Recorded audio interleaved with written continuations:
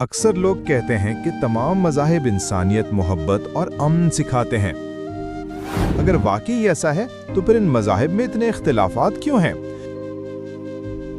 کیا اسلام واقعی امن کا دین ہے؟ اور کیا مسیحیت صرف امن نہیں بلکہ سچائی کا واحد راستہ ہے؟ آئیے اس سوال کا ایماندارانہ تجزیہ کرتے ہیں۔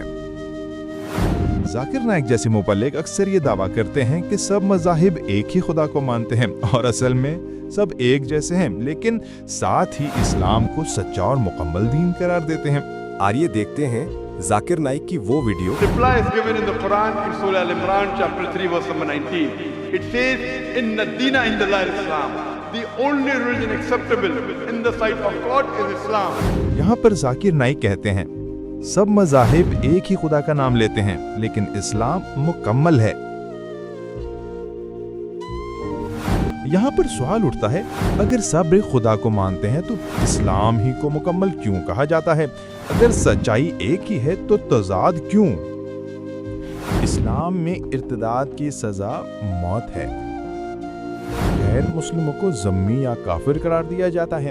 خواتین کی گواہی آدھی اور شریعت کے نفاذ میں سختی، کیا یہ واقعی امن اور انسانیت کی تعلیم ہے؟ ذاکر نائک ارتداد کی سزا موت کا دفاع کرتے ہیں۔ یہ صرف اقوال نہیں بلکہ عملی سزائیں ہیں۔ یہی فرق ہے انسانیت کے تعلیم اور سخت مذہبی نظام میں۔ یسوع مسیح کی تعلیمات انسانیت کی اصل روح۔ اب آئیے دیکھتے ہیں کہ یسوع مسیح کیا سکھاتے ہیں۔ دشمنوں سے محبت کرو اور ستانے والوں کے لیے دعا کرو۔ متی 5:44۔ یسوع نے کسی کو قتل کرنے کا حکم نہیں دیا بلکہ اپنی جان دے کر دشمن کو بچا لیا۔ مسیح کی تعلیمات میں کوئی تضاد نہیں، صرف محبت، معافی اور نجات۔ یہی حقیقی انسانیت ہے۔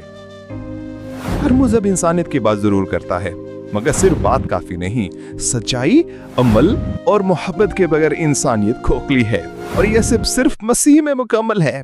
اس لیے یہ تضادات سے نکل کے یسوع مسیح کی روشنی میں آئے، جہاں سچائی ہے، امن ہے اور نجات ہے۔